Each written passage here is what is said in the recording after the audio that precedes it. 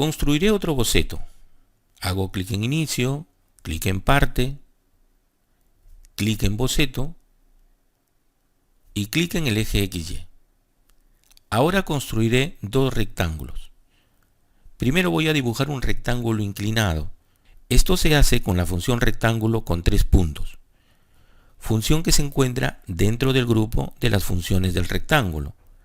Hago clic en la flecha y luego clic en el rectángulo de 3 puntos. Para dibujar este rectángulo hay que dibujar uno de los lados con 2 puntos. Con el tercer punto determino el ancho o el largo del rectángulo. Empezamos. Haré clic para crear el primer punto. Y antes de insertar el segundo punto, puedo definir el ángulo y la longitud de este segmento. Con la tecla del tabulador puedo cambiar de una cota a otra. Inserto el segundo punto y se ha formado uno de los lados. Si muevo el ratón, el rectángulo comenzará a formarse. Elijo esa distancia o esa ubicación y hago clic para terminar.